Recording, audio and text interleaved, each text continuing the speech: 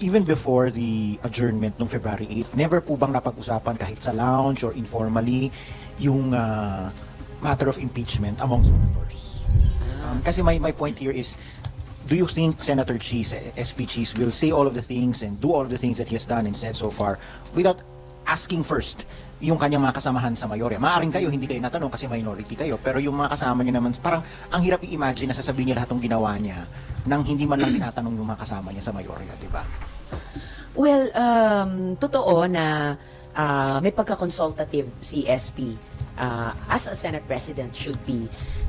Kaya, ilang beses din na tuwing, kunyari, suspended ang session sa mga tumpukan sa floor or for that matter sa lounge, of course, magtatanong din siya sa amin. And in fairness sa kanya, kahit sa amin sa minority ni Senator Coco, anong pananaw namin sa ganito o ganyang issue. So, hindi ako magugulat kung nagkonsulta rin siya. And kahit kami, bago pa man nahihinog itong impeachment process, napag-uusapan din yung pananaw ng bawat isa tungkol sa posibilidad noon ng isang impeachment process. So, all the more, umaasa ako na matutuloy yung All Senators Caucus para dun man lang sa caucus for starters, mapag-usapan, itutuloy na ba natin yung impeachment trial? And I think na nasabi na ni SP, pwedeng sa June na daw, pag convene namin ulit, pag-resume.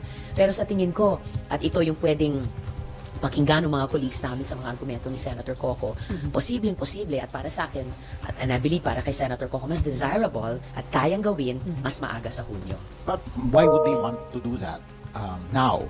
Kasi why couldn't they have done it earlier if they really wanted it, diba? Kasi kung may boto talaga yan, kung may numero talaga yan, it could have been done as early as last month or early this month. February pa pala. Totoo, it could have been done earlier this month rather than hanggang ngayon parang napipinto pa yung desisyon kung gagawin na namin o hindi. But at least, kung gagawin na namin ngayong Pebrero o Marso, Abril, Mayo, mas okay na yon kesa sa Hunyo pa. So, once mabuo yung desisyon, tingin ko nga hindi lang desisyon, dapat obligasyon sa ilalim ng konstitusyon ng majority na bilang ng mga senador. Again, I don't see anything standing in our way. Ma'am, how would you address pala yung thinking that you are a sure convict vote because your party mates in the Akbayan are among the complainants in the first in one of the earlier complaints?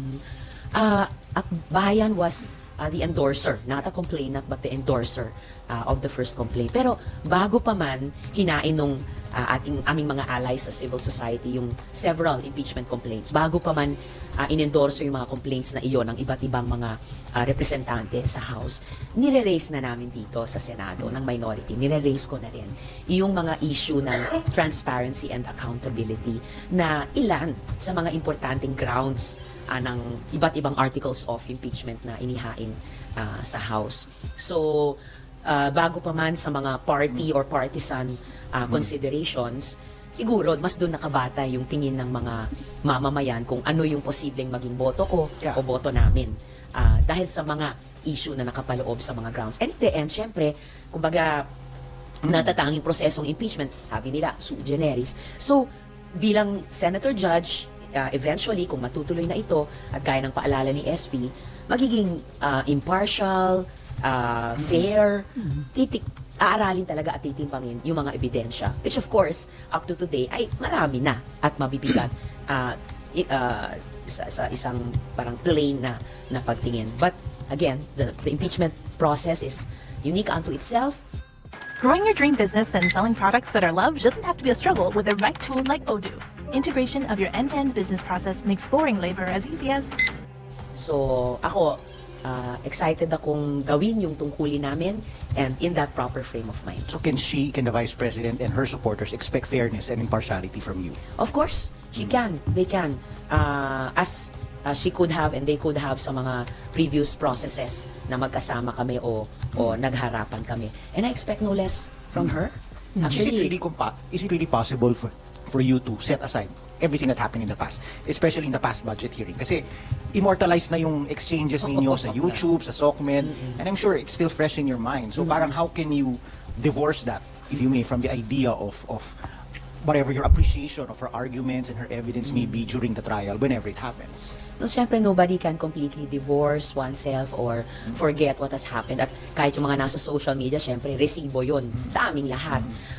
But the point is, as has been done by senators before and senates before sa mga previous impeachment trials, yun yung hamon sa aming lahat at hamon din sa akin to have that frame of mind na okay, as if nagsisimula sa simula.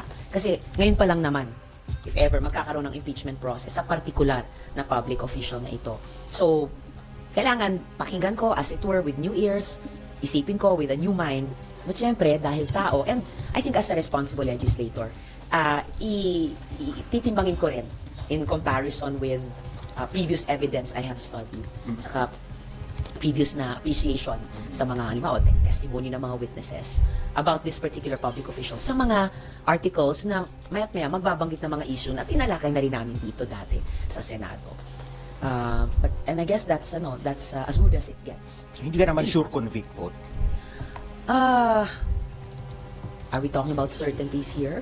I think kasi I guess that's the question in a lot of people's minds. So is this Senate, when they look at all of you, is he or she going to be a sure convict or a sure acquit? There are certain personalities that you can already from her friends, from her allies, may mga nagsalita na. So Right. on the flip side, meron din namang mga nag-iisip na baka si ganito. So I raise that question to you. Sa bagay, merong mga nagsabi na sure na boboto sila ng no.